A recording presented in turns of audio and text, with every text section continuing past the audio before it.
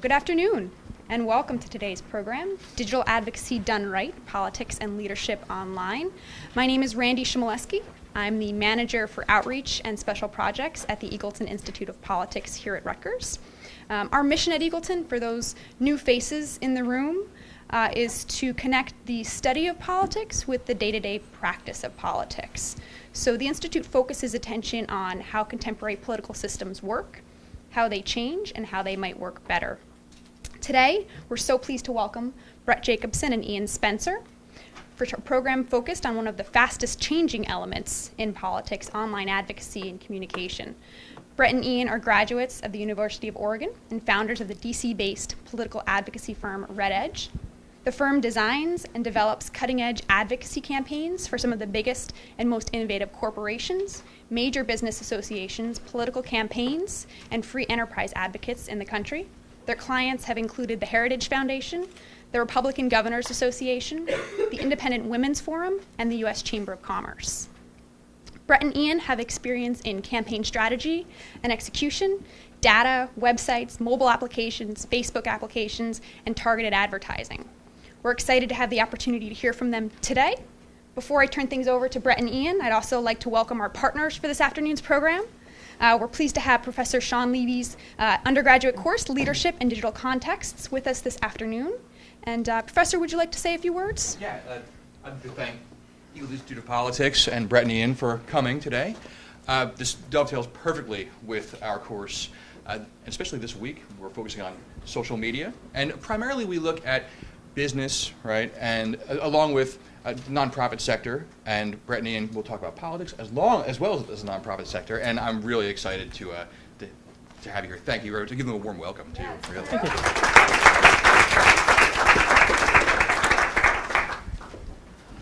Well, thank you all for having us. In particular, thank you to Randi and Amanda and the professor. So I'm Bret. Thank you for having us here. We're very excited. Our general mode of discussing things in public is to rush through as quickly as possible so that we can get to the questions and sort of conversation, which we much prefer. We prefer hearing you rather than us, and I think in a couple minutes you will agree. So first of all, what would you say that we do here, right? So what is it that we actually do? So we have a digital advocacy company, so we do apps, ads, and ideas, so concepts, and then the actual execution of those for leading groups like the Heritage Chamber, the Franklin Center, which does great citizen-based journalism.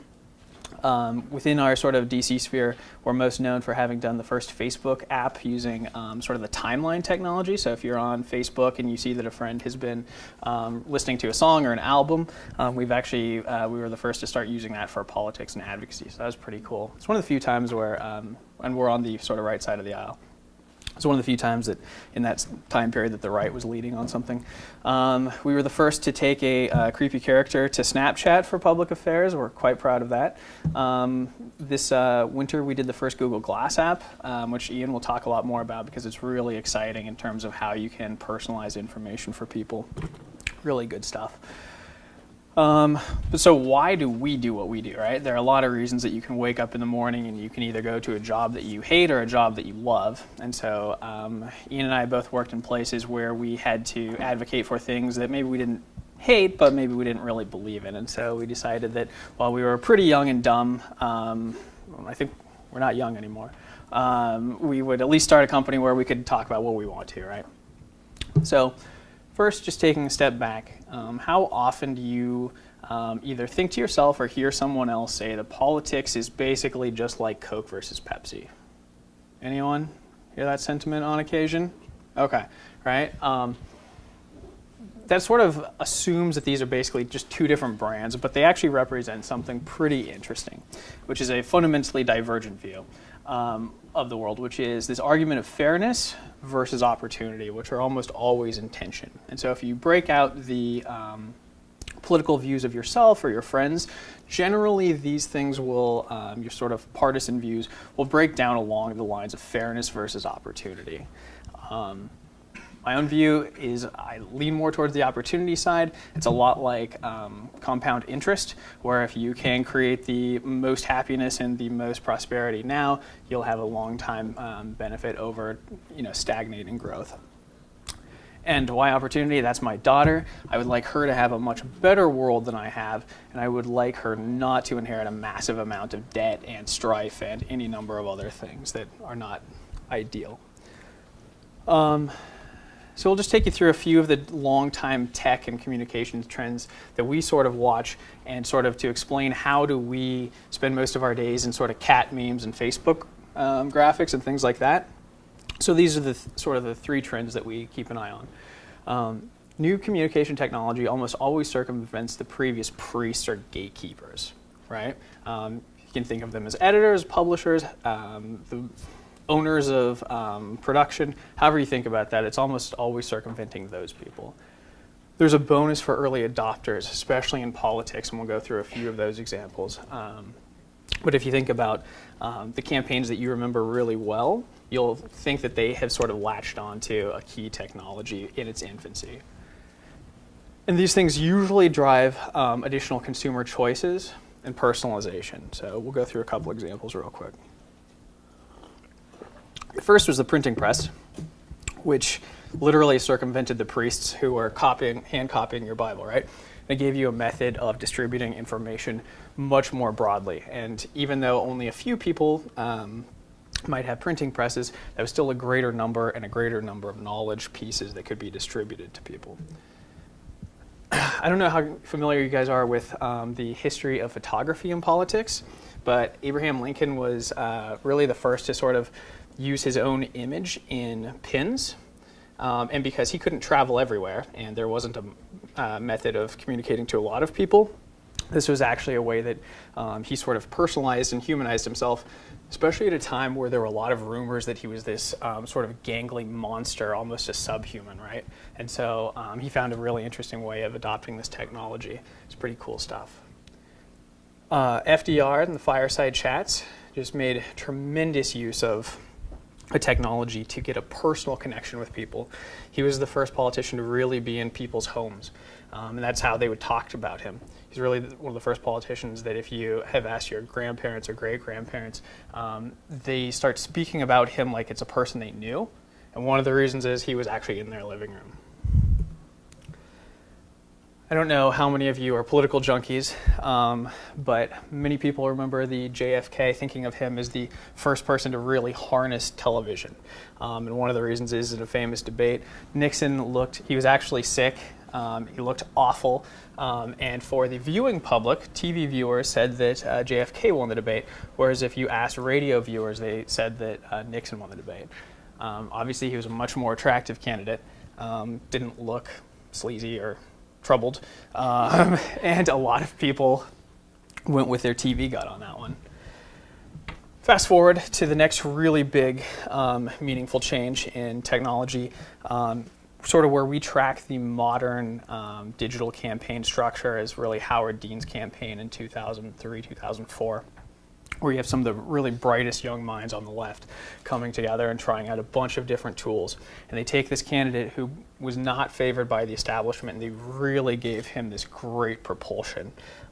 Indeed, it was successful enough that he became the head of the DNC to leverage that sort of power. You take that sort of same general team and that same sort of energy, it starts building in 2003, 2004.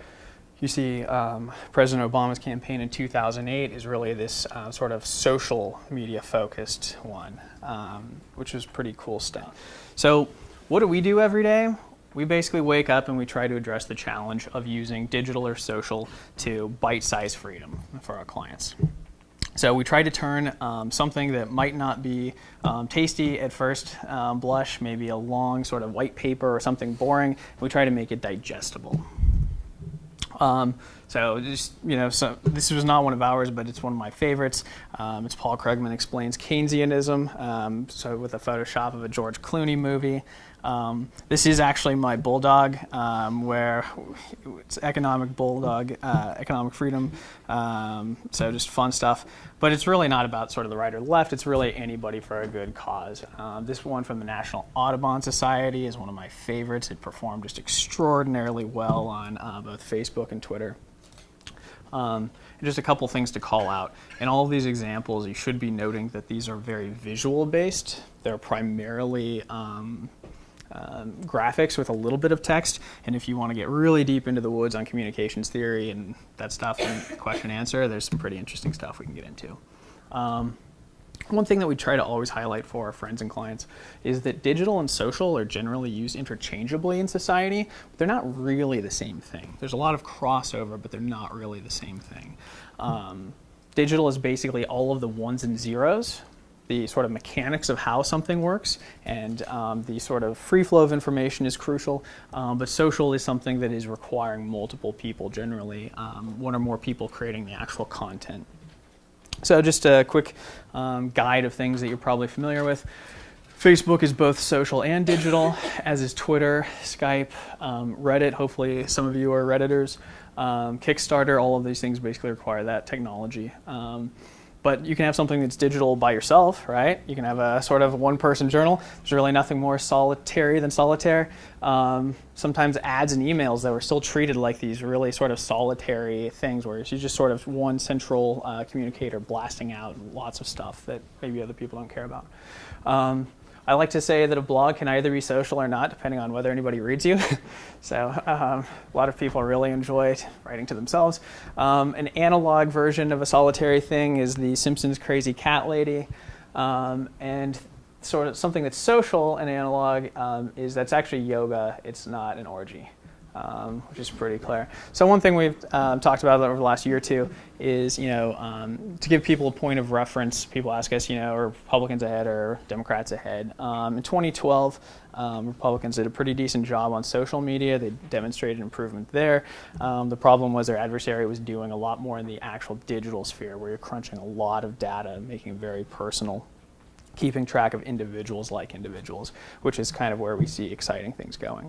How did that manifest itself? One side was very focused on sort of still the TV model, blasting a lot of TV, blasting a lot of just sort of unidirectional communications. The other side was focused very much on human-to-human contact, both through volunteers and through paid staff. And then really some pretty clever data analytics work and a really heavy investment in both of those things. For those who care, this is sort of the product of that 2003-2004 culture that really revs up, where the left, including some of its organized labor payers, really invested heavily into its own intelligentsia, and they actually started investing in infrastructure where people wake up and all day they think about how do we run really interesting experiments, how do we figure out what actually motivates people. Is it hope? Is it shaming people, letting them know that their neighbors have voted but they haven't? The techniques of electioneering have been both fascinating but also really interesting to see how they're being studied. So when we're talking to people about how do you know if your culture is improving or your culture is healthy, here are the three things that we've sort of come up with. And we like to use the analogy of an art critic.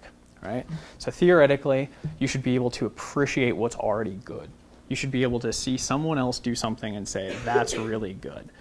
So if you're studying communications and how businesses communicate, you should be able to see a case study and say, that guy's doing it really well, that lady's doing it really well. I have no idea what they're doing over there. And so it's really being able to have a little bit of intuition, but a lot of knowledge, a lot of study, right? The next is to actually be able to create something yourself. That doesn't mean that you have to do it personally, but your sort of ecosystem has to have the ability to generate something new. You have the ability to appreciate what's good. Now you're trying to start creating something that's good and that advances your agenda really well. And then once you're an expert at something, then you are able to sort of replicate that across, right? It's the active instruction, it's being able to scale technologies. So those are really how you can decide whether a given sort of ecosystem is healthy or not.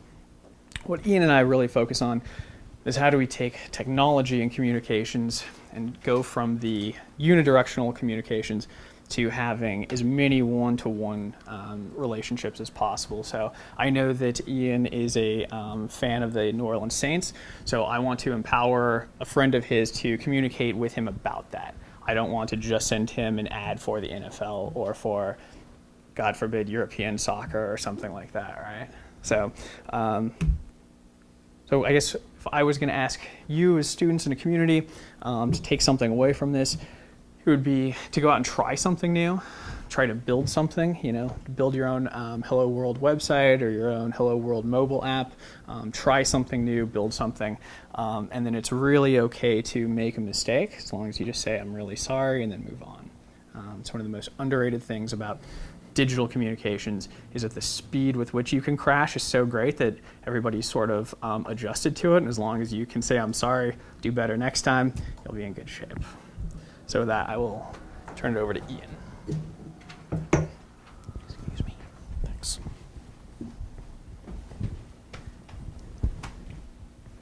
Well, to that point,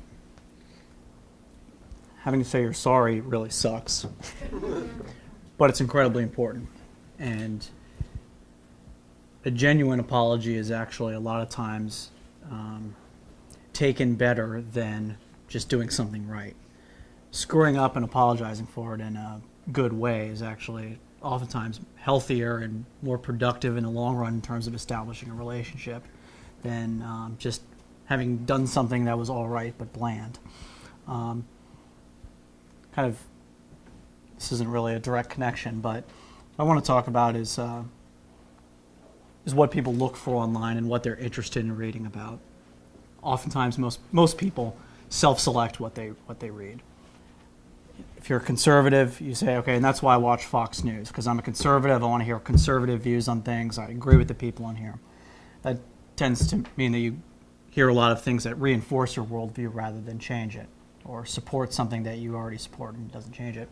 It's the exact same with MSNBC. Well, similar at least with MSNBC. Most folks who watch MSNBC are liberal. They're watching a liberal network to reinforce their beliefs because they want to watch people who they agree with, not someone who they disagree with, and then perhaps have something challenged in their views that goes against that. The portal, which is sort of the old way of viewing websites, and this is Huffington Post, for example. People are self-selecting what they're going out and finding. You're saying, I want to go to Huffington Post so I can read something that is maybe fairly liberal, but also talks about art, entertainment, all these sorts of things. You have to sort of self-select. I'm going and I'm looking for Huffington Post news. I'm going to go to this site and read a few different articles or something like that. It isn't being presented to you. You're actively seeking it. That's sort of the old model. The new model is the stream. And the stream is on mobile. It's even on websites. Facebook being the classic example of it. And the stream is different because the stream is you putting in your own filtering. It's you selecting who your friends are and then only seeing things that come from your friends. It isn't you going out and saying, I wonder what Bob's up to. It's when Bob updates something, it coming into your stream. You all already know this. But as communicators, as people who are basically trying to be in front of others, it's a totally different challenge because with Huffington Post, we can buy an ad spot right there in the top left corner. Or we can get an op-ed placed that says, that advocates for a point of view or something like that. The stream, at least when there isn't advertising on it, as is the case with Snapchat and Instagram to a certain amount, we can't get on. The only way we can get in there as communicators is if someone has selected to hear from us. Or if we communicate through someone who you've selected to communicate with. And that's actually far more powerful than anything that Bret or I would broadcast. You guys are hearing us talk right now. If I said right now, the Republican Party is really great, you're like, okay, well, whatever. Probably paid to say that. I don't give a damn. Who are you anyway? If your best friend tells you, hey, here's why I'm voting for Chris Christie, or here's why I'm voting for Cory Booker, or something like that, that's so much more powerful than hearing it from a third-party outlet or from someone who you don't inherently trust. And so our goal is to be in that stream, and to be in that stream not as us or not as our clients, but instead to be in that stream as those people's friends. So one really clear example of how to do that and how we've done that is targeted sharing.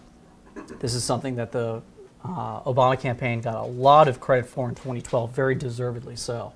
It's something that we were also doing in 2012, but we didn't quite have the cachet of the Obama campaign, if believe it or not. And they had a really effective system where they would encourage as many people as possible to sign in via Facebook. When you sign into Facebook, it pops up a little screen that says, do you authorize Facebook and this app, the Obama for America app, to read your likes, who all your friends are, who all your friends' likes are, where you're from, where you work, where you used to work, where you went to school, where you go to school now, what your updates are. All those other things, sort of things that seem totally irrelevant and unimportant. But the friends aspect is actually the most important part of that, because not only does it give the campaign or our clients access to some information about your friends that can be used within that app experience, but more importantly, we can get people who are activists and who are in their friends' streams on networks like this to communicate with people who don't give a damn about politics and to activate them. Because those people, vast majority of people, probably in this room too, since it isn't just a political audience, don't really care all that much about politics. You might care if someone says, what's your take on this issue? How do you feel about Governor Christie or something like that? I'm sure everyone has an opinion in the room on that.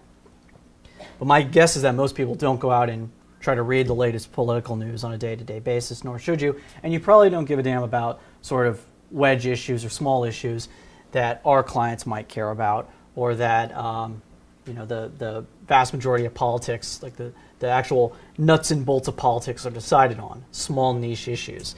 And so instead what we try to do through targeted sharing and through really just activation of activists is get them to communicate why an issue is important, why someone should go out and vote, why they should get involved, why you should take a minute out of your otherwise very busy day to send a letter to your congressperson or something like that. So targeted sharing is something we've been really focused on. Back in the 2012 election, we worked on a campaign calling out Ohio Senator Sherrod Brown. We now do work for Free the Future, for Generation Opportunity, talking about cronyism in the United States. This list of people here is a list of my friends when I visit this site. Those aren't just random friends. We use an algorithm to search through all your friends' likes and find what they're most interested in and which of your friends are probably most likely to be receptive to a message about cronyism in government. So your list of friends isn't organized by when they joined Facebook or what their last name is. It's, oh, this is probably your friend who cares the most about high taxes. This is your friend who's pro-choice and really cares about that issue. And they're sort of sorted by an algorithm based off the things that they've liked and posted and said. So that way, you get a best guess at who you might be interested in sharing with, rather than having to remember individually all of your friends who are involved. We've also created grassroots apps. We in general think that apps for phones and tablets, generally they don't have much of a place in politics, but in this case and some other cases they actually do have a really good purpose. In this case, we did work for a trade association. I can't remember, they're a C6 if I recall correctly, 501c6 nonprofit, and they work for they basically represent the construction industry. They have a lot of members who are constructing things all day, and so they aren't sitting in front of a computer waiting, hoping that we're going to email them asking, they send a letter to their congressperson. They care about the issue, but again, they're busy doing crap every day. Like they're busy living their lives, not thinking about politics. And so what we wanted to do was develop an app that could send them a push notification every time there was a major regulatory issue or like congressional issue that affected them. Even if it was a state thing, even if it was like their city councilman was giving them trouble, we wanted a way that we could A, locate all of their members, and B, send their members a notification that they could respond to instantly. If they were on a construction site, if they were in their office, if they were sitting on the toilet, that they could literally take 2 taps and send a message to their congressperson or legislator. So that was one example of something that actually should be built with an app. You can't do that with email. So we built that. I think that's something that you'll probably be seeing a lot of these sort of trade groups and political entities try to build. We've also built some stuff with Google Glass. I don't know if anyone here has had a chance to play with Google Glass yet. At this point, it's still a gimmick. There's no two ways about it. But a kind of augmented reality applications and hardware is absolutely the future. People thought that Walkmans were a gimmick. You had these really big, silly headphones, and people are like, "Why are you like walking around with big headphones on? You can't hear anyone." People were used to boombox at the time. It's like you can share music with a boombox. It sounds great. You can go to the playground, play some music. Why would you look silly walking around like this all day? People then said cell phones when they were this big. You looked absolutely silly holding up a gray brick next to your face, and you probably get cancer or something like that with them too. So no one was into it. Well, all those technologies obviously took off. With glass, you look really silly wearing it. There's all sorts of reports of people doing weird, creepy things with like having the camera going and things like that when they shouldn't. But there's no question, at least in my mind, that that cell phones are basically going to evolve to the point that they're being worn rather than held. And the only question is going to be kind of how fast that happens and what sort of controls are put in place to prevent people from always recording what they're seeing or something like that. Even as it is right now with a cell phone, there's nothing keeping it from recording video all the time or recording audio all the time. You just kind of hope that people aren't recording you. It's really Except no for the different gentleman with in the glass. back. Yeah, except for him. You're good. So to that point, when we looked at glass, we didn't think, okay, here's something that is widely deployed and would be super useful right now. Instead, we were thinking, okay, glass is basically Sputnik as far as wearable computing is concerned. What is going to be possible with this, and can we make a small mark early on? And so for us, the question was, what advocacy uses are available for it? And what differentiated those advocacy uses from this and other things that you can just pull up on your phone? And for us, the idea was that in the future, augmented reality isn't something you're going to put on at certain times or check, like by taking your phone out of your pocket or purse. It's something that's just going to be on you. You're just going to be wearing glass or something similar to glass probably all day.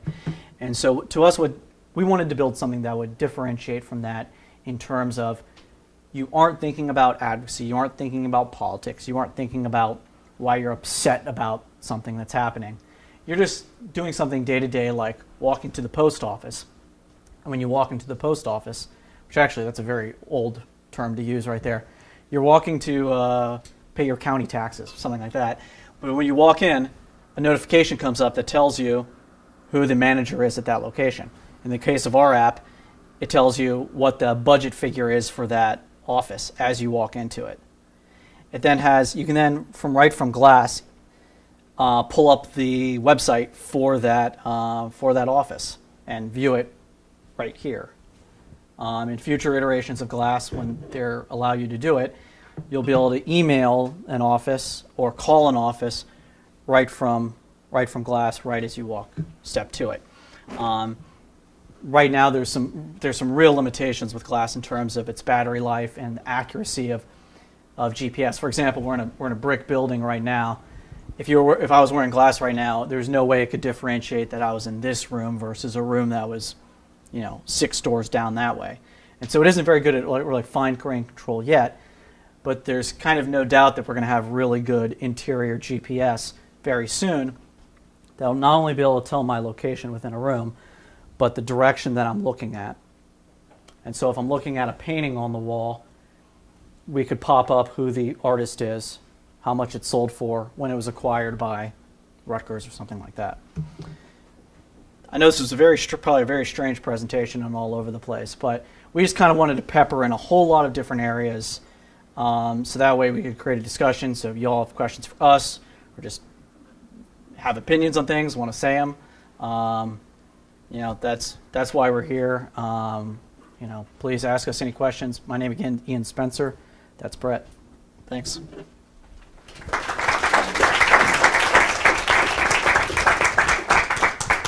Do you have any questions that you want to start off with? Or? I am thinking about, you mentioned culture several times, right? And so, in what ways do you think about, say, political culture or popular culture? I mean, this is partially what I study, so I don't want to get too long-winded about it, but how do you disentangle these things, or how do you, in what ways would you, how would you tend to think about culture when doing digital advocacy work? And in turn, how would you deploy, say, messaging or something like that? I mean, you're the experts on this, so. Sure. Well, so as much as we spend our time talking about technology stacks and things like that, all of our work is still related to people, and so it's all going to impact culture one way or the other. So one, you have to be able to intuit something of a culture, right? You have to understand what people are caring about. You have to be able to measure it. So you can't just go with a gut. Like, I feel like on Tuesday people want to talk about basketball, and Wednesdays it's football, right? You have to have something that you're basing these sort of decisions or assumptions on and measuring those. In terms of like when you're actually starting to create material, then it's really, you want your own culture to be as healthy as possible and to be as creative and rigorous. So you want to match these two things, the two sides of a brain, right? There's the creative side, usually people think of that, and then the sort of scientific side. And you want some element of creativity, saying things that are new and different and in a way that isn't really old and stale. But you also want that other half of your culture to be able to measure it and see what's working. Did suddenly cat pictures stop becoming the way to communicate on the internet as of today? You could posit that theory and then you could test it, right? And then you could say, no, things are working great, let's move it to the next thing. So there's the greater culture in which you're communicating, and then there's your actual organizational culture, or sort of the ecosystem within which you're operating. I think there's also sort of a political culture that has to do in sort of the advocacy and political world, sort of in between greater pop culture and organizational. And that's, I think if you look on the sort of conservative side of things, the sort of political culture and it's been a little bit slower to embrace technological innovations on some aspects of political campaigning than the more liberal side of things. And I think that's been reflected in the prior two presidential elections. But actually, more than that, it's less that liberals are pro-tech and conservatives aren't pro-tech. It's that conservatives are very comfortable with what works. And if they feel like something is already working, in terms of political organization or what, then they're not going to scrap it. They're going to stick with it. And I think that makes a lot of sense in terms of perhaps values and many other parts of life. But in terms of communications, things are just changing too quickly. Facebook, I'm sure will be around for a very long time, but Facebook's going to have a very different level of importance in the 2016 presidential election than it had in 2012, just as it had in 2008. I don't know whether it'll be more or less or just different, but it will be. Things just moved too quickly. Whereas TV was deeply important for 60 years. It is still important. It's been important ever since that debate. How do you get your clients? Do you go to them or do they go to you? It's not on. So I'm Melissa Aronjik. I'm a professor of media studies here at Rutgers, and I'm wondering how you get your clients. Do you go to them? Do they come to you? So we're pretty fortunate in that we, based off a couple sort of innovative projects, a few of which we discussed, some of which we didn't, we were able to develop a pretty decent reputation within a small sort of community that might be hiring for what we do. And so we have really good word of mouth, and so we're very grateful for that. And then it really comes from sometimes it'll be the client has something they need done, but a lot of times we're fortunate to be able to have an idea ourselves and then sort of think through it, sort of chew through, get rid of the bad parts, refine it, and then sort of work with the client to actually make it happen. So a lot of times we're helping them with an idea that we think would be a good fit for them. Yeah.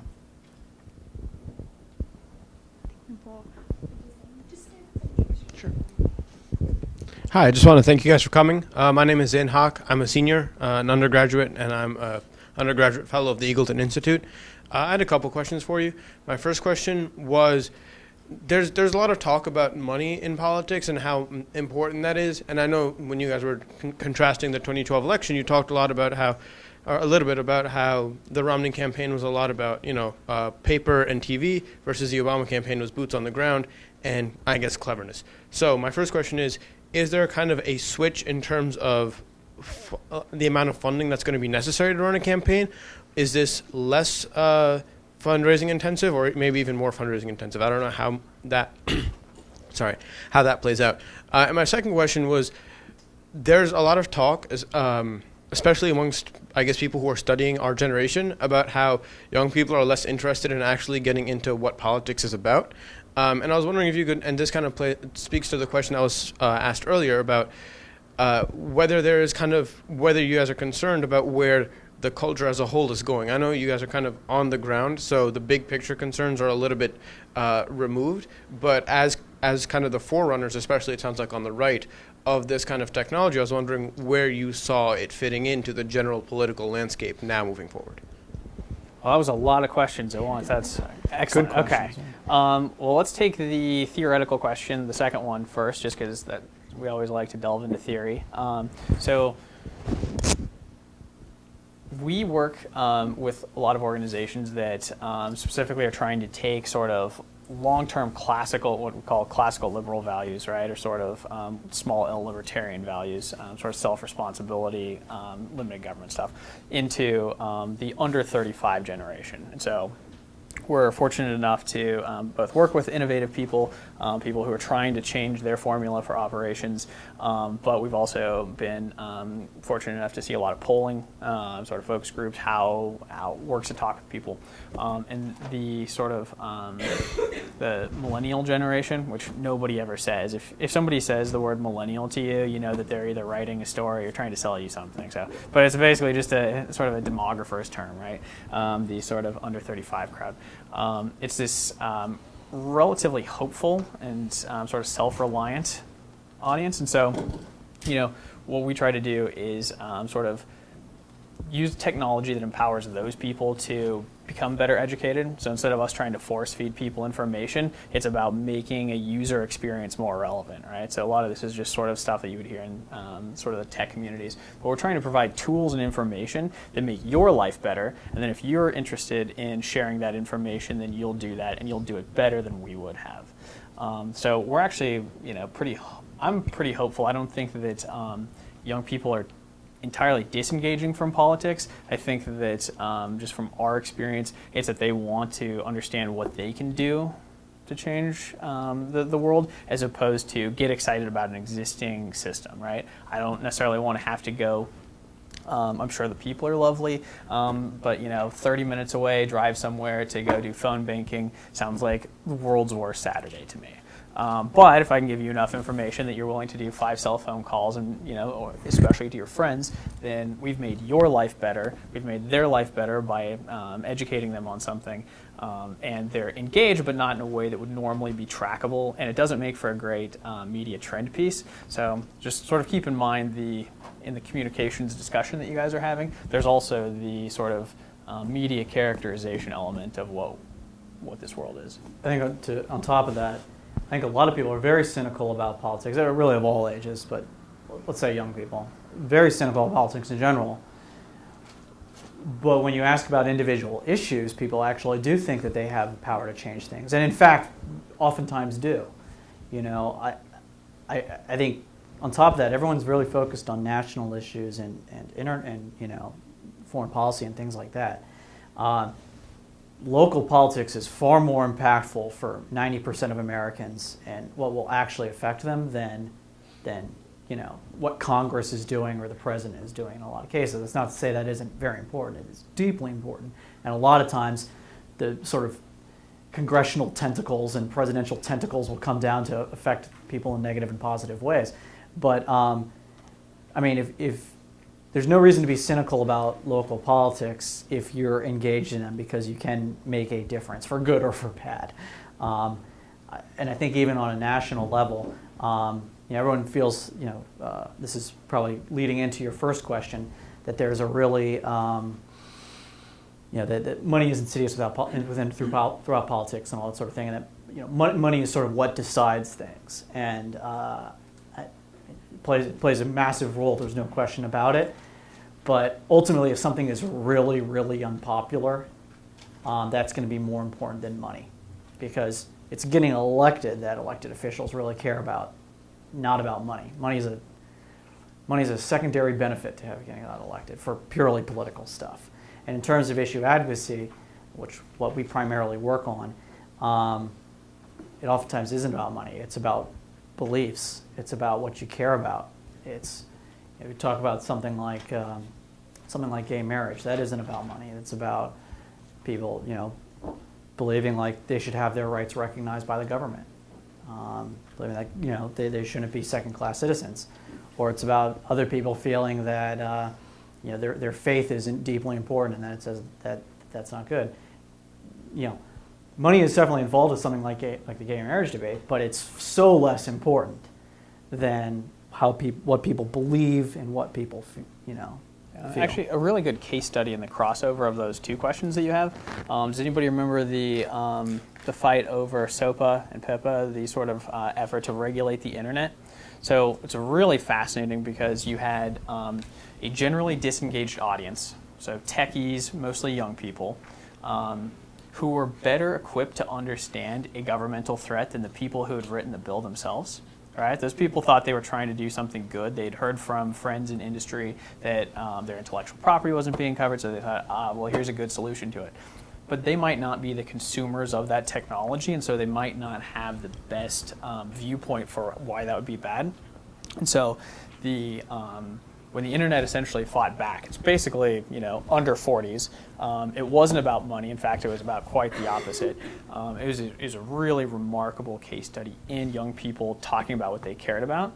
And one of the things that I think was also remarkable is that they used tools to communicate with Congress that hadn't really been used widely before. So they were tweeting at their congressman or writing on their Facebook walls. If you can actually find a congressperson who still allows posts to their walls, you should probably send them a thank you card just for that, because most of them have turned it off, which makes it more and more difficult for us to Facebook bomb them, which is always fun. So there are ways. It's just really hard to get young people to care about, say, like the debt ceiling as much as it is about something they interact with on a daily basis. And that's why not only do we try to engage people on the issues they care about, but also then we have to, like I said earlier, bite-size important information. So if we're $17 trillion in debt nationally, that's a number that the human brain cannot comprehend. We aren't built for it. We're built to recognize, 10, 12 people we know, move around somewhere. Like, those numbers are just not useful to us. So we have to make that information useful and then actionable to people. Sorry, if you don't mind me continue to riff for just 1 second. I want to go back to SOAP and PIPA. I'm really glad you brought that up, because that also goes back to your money question, which is oftentimes tied to what's the corporate influence in politics. Well, SOAP and PIPA, for those of you who aren't familiar, basically it was a piece of really awful bipartisan legislation, which would have put some really severe constraints on internet companies and users of the internet. And sites like Wikipedia, Google, and a few others basically fought back by blacking out their pages. Wikipedia was inaccessible for a full day, with basically a message saying the U.S. government is trying to, I forget exactly what it said, but censor the internet. Is trying to censor the internet. And what was interesting, not in Wikipedia's case, but in Google's case, for example, because they did the same thing, or did something similar, was that it was an example of corporations getting involved in politics in a very direct way. This is something, Google would probably stood to lose a good bit of money if SOPA and PIPA were passed. And so Google fought back by darkening their website, using something they had right there. But not a lot of people were saying this is an ill use of corporations getting involved in politics. Instead was, this is Google responding to a threat. A lot of other companies have that in a very direct way, but you'd probably find it really weird if on your Comcast bill, or I don't know who the cable provider is in this area, it said, we're going to black out ESPN for a day just so you realize this piece of legislation that's coming down. Like, imagine if they did that. I mean, I'd be furious, and I work in this business. So it's interesting how sometimes that's acceptable and people can get away with it, and sometimes it's just really creepy and weird. Like, why would Comcast do something like that? Anyway. I think we have a question in the back, and then we'll come up to the front. Sam. Actually, just to continue, excuse me. My name is Frank Popper. I teach city planning here and at Princeton. I want to sort of go on with your question about ill use of technologies. You described them at the corporate level, but what if, say, at a political campaign level, I want an app that disables all your apps. I want to be able to cut off your access to an important part of Google Glass that will mean you'll lose the election. That stuff sounds very possible based on what you're saying. I think there's a technical feasibility that it's absolutely true there. I think the flip side of the kind of communications platforms that we have these days is that if garbage like that is going on, it can be broadcast so quickly, and the amount of outrage surrounding something like that could be overwhelming very quickly. Now, with that said, I think it's a very real problem, because if it's done in if the malicious entity is doing it in a successful and like limited scope to just basically sabotage, as opposed to that's it. as opposed to like what a oppressive regime would do in terms of blacking out all Twitter use or something like that. I think there's actually a bigger threat from like preventing something than just stealing information. Okay, fair enough. I think there's a very real threat of that, and I think one thing that political campaigns haven't had to deal with yet, including the Romney and Obama campaigns, is what happens then when these campaigns are taking all this information and then their own security protocols are violated, and all the things that you like and all the things your friends like and all of your information is now basically up for sale somewhere. Frank, I like your devious mind. The one thing I'll say, though, is the problem you identified is actually the human part of the human problem of politics.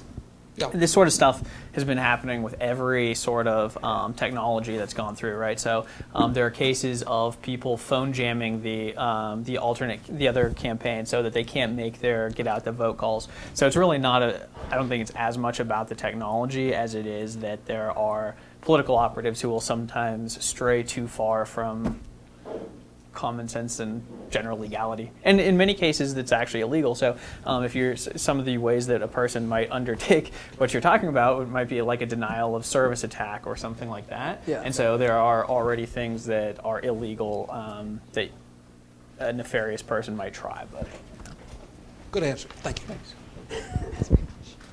Coming up to you, Sam.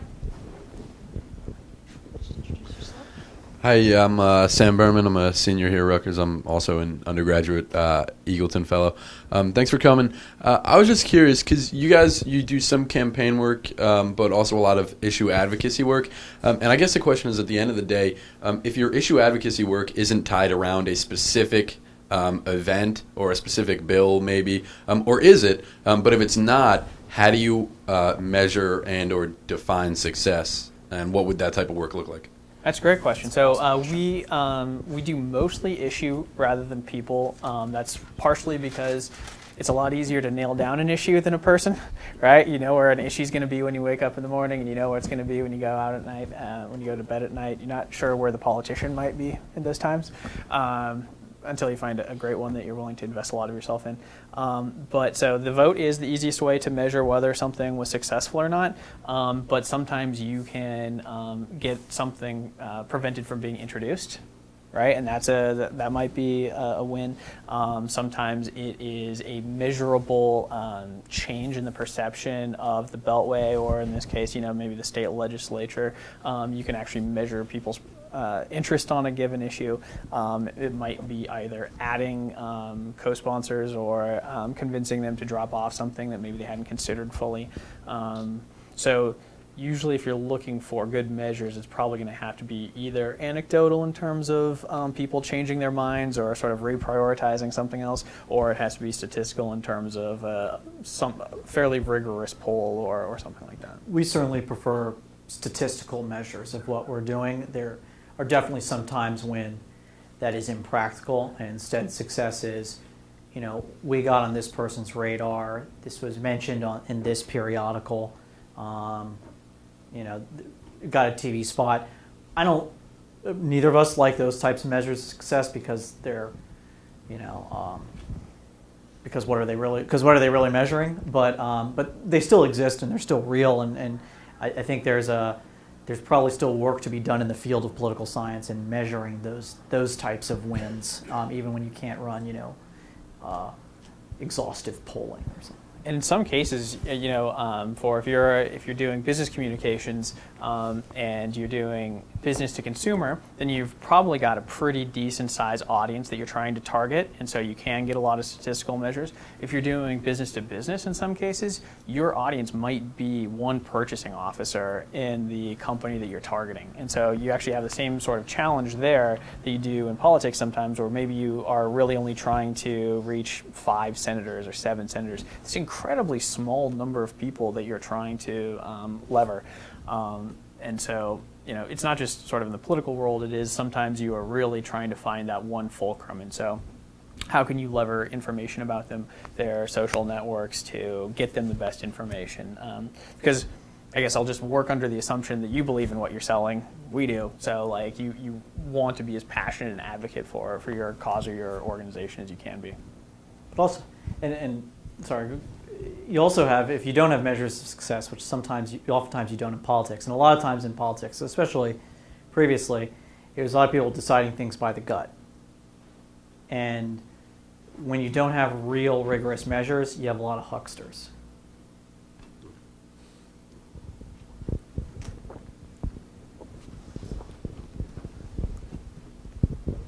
Hi, I'm Mariah Wojcik. I'm a junior majoring in political science and journalism and media studies.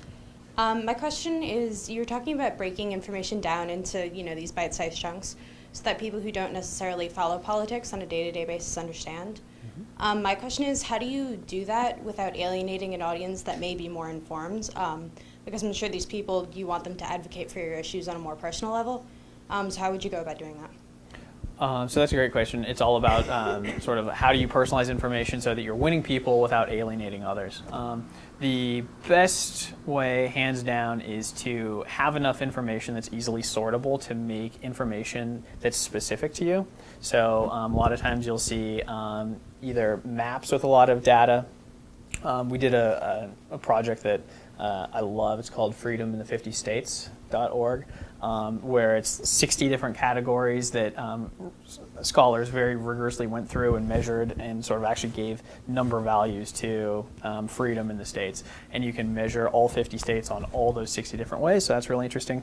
But you really want to get into personalized calculators, like how much will this thing cost me, and then give that person the ability to share it. So if I don't buy the world's most wonderful product, I won't say 15% for having called in 15 minutes, right? Like that would cost me $100 a year or something like that. So it's really about getting as granular as possible and something meaningful.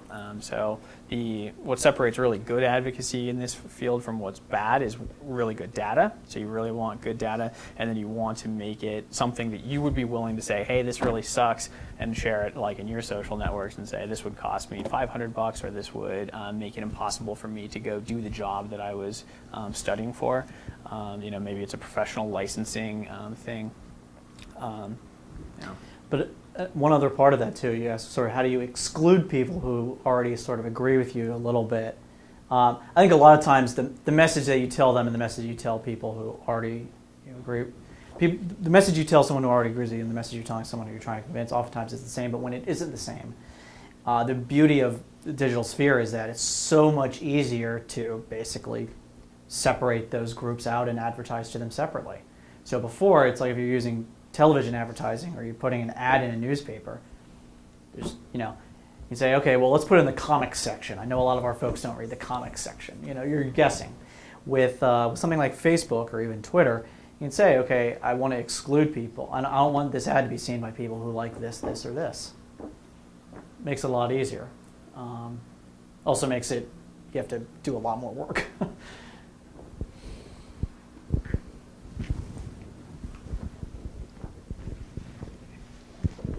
Hi, I'm Kathy Kleeman, and I work at Eagleton. And my question is, as you're figuring out your campaigns, how, if at all, does gender figure into your thinking?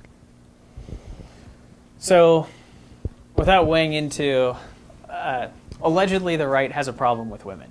I won't get into too many specifics. So because we primarily work on economic issues and we don't really wade into social issues as a company. That's not something that is typically a challenge for us.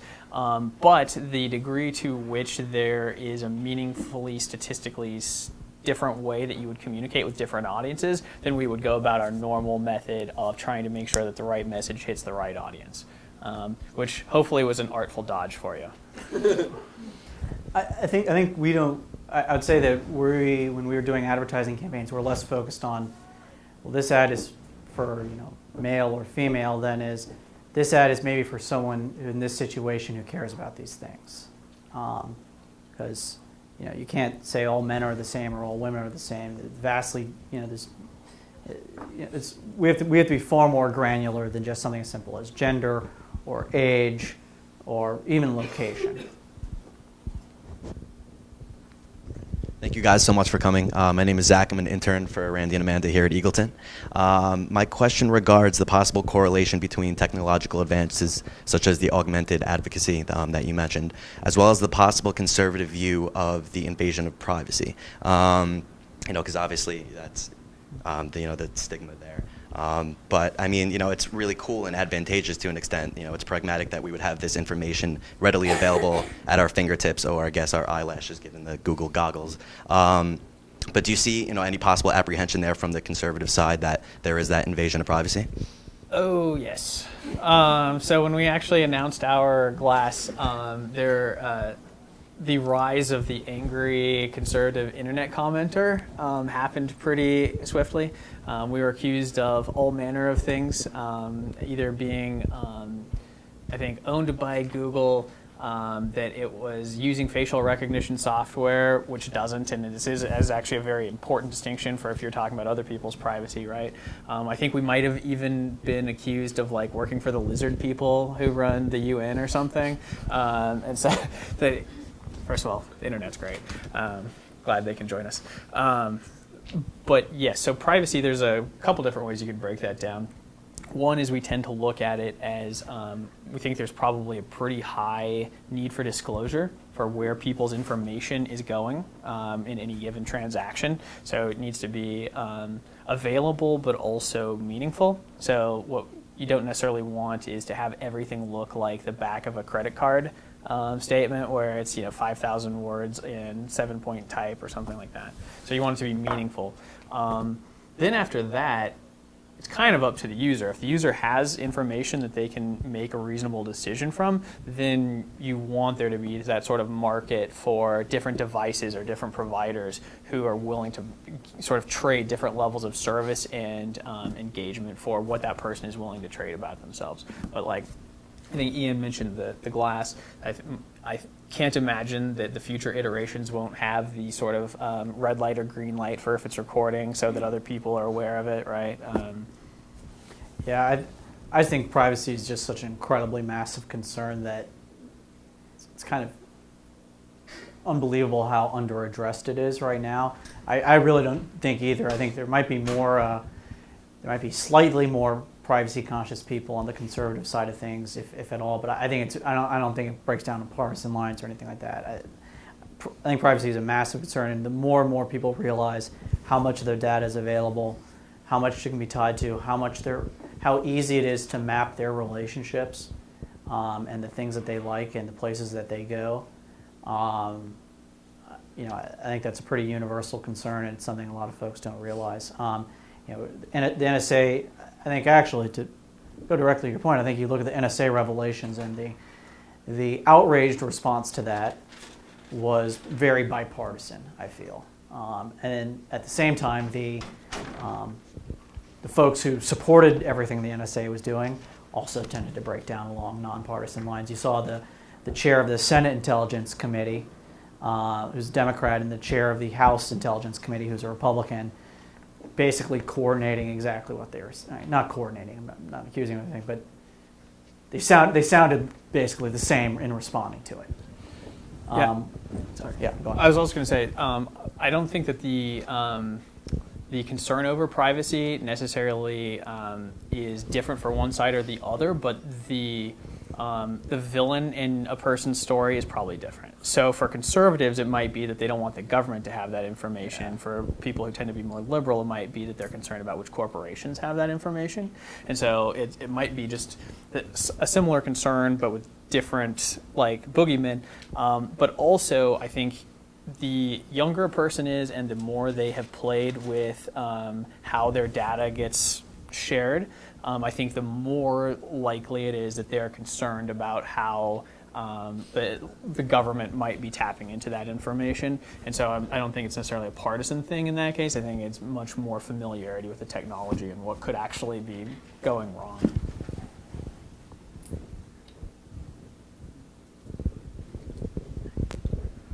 Hi, my name is Rebecca, and I'm from Professor Leavey's Leadership in Digital Context class. And at first I want to apologize for like my mild freak out in the back if you saw me like more animated than usual, because I just found out I got a job in Japan, so I was like really excited. Congratulations. Thanks. But my question is similar along those lines because I am very interested in Asian American affairs. And I don't know if you've been following the news, but in Taiwan right now there's something called the Sunflower Movement going on, where because of some decision that the government there made, a bunch of students are rallying up, and there's a reported 500,000 people congregating around one of the legislative buildings there. And it's noticeable because they're using social media in a way that hasn't been seen before. And I guess I was wondering, even though there are cultural differences between how they would perceive technology and how you guys would use technology, what kinds of, I guess, tactics do you think or might hypothesize that they've used in order to gather so many people and to make it so influential? Yeah. Well, I can try to begin to answer that. It's a big question. We've been approached in the past from folks working in political campaigns overseas, and we haven't really pursued those because, I love to travel and everything, but we know U.S. politics. We really don't know politics of other countries, and we think that this is our expertise. If we went somewhere else, it'd probably be really bad results, and B, there'd probably be a lot of resentment that we were trying to tell people how to communicate to people in our country. With that being said, there's an incredible amount of power in it. In the case of Taiwan, it's a free society, relatively free society, and it's unlikely, I imagine, that the government's going to, shut down Twitter or, just kill the cell towers as they have in Iran, Crimea, and actually just in Turkey here in the last few days. I think, I'm sorry, I don't know a lot about the popularity of individual social networks in Taiwan, but I can speak to mainland China, and you can look at the effect that Weibo is having there. And people think Twitter is popular here. Weibo is far more popular in China than Twitter is here, and not only in terms of the adoption numbers, but the engagement numbers. And you now have the government has thousands upon thousands of people actively censoring it, but at the same time, you can't censor things in real time, and so you have a lot of really important sort of free-form organization taking place in a matter of minutes oftentimes, and then the government will do something heavy-handed like censor a phrase or a word, or I guess in that case a character, and it'll shut it down, but people are dynamic. People then change the phrase that they're using and find a way to meet up. So that was a very bad answer, but I'll see if Bret has a better one. Well, so I would take it just from the standpoint of if I were trying to basically instigate unrest or a positive motion somewhere.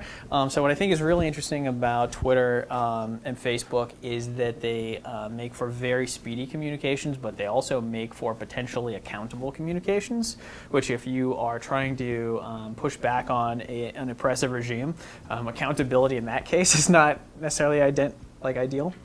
So I would probably start to look at what could be done through sort of a WhatsApp. What could you do with Snapchat? Things that disappear. So if I can send you a picture of where we're all going to be in 10 minutes, that's more advantageous to us, and you can send a similar message rather than posting something publicly. So I would think that for the planners of movements like that, you would start to see private messaging, especially mobile-based, be more useful. I think we're planning a revolution, so this is fun. Well, I think private messaging is really key, and one of the biggest keys is peer-to-peer networking that isn't reliant on cell tower working or full internet access. I mean, Snapchat is way better than something like Facebook or Twitter, or stuff like that is way better than Facebook and Twitter for a lot of things. If the government can cut off the pipe at some point, though, then they can cut off the pipe. And so I think there's a real opportunity for innovation. I don't know about a lot of money, but at least a lot of innovation, if someone wants to get into space, of basically local peer-to-peer network. And that is, all of us in this room right here, I'm sure everyone here has a smartphone probably, us being able to semi-anonymously send messages between each other without it being routed at some point in the internet, but instead being passed around in a peer-to-peer fashion, semi-anonymously or fully anonymously. That technology exists.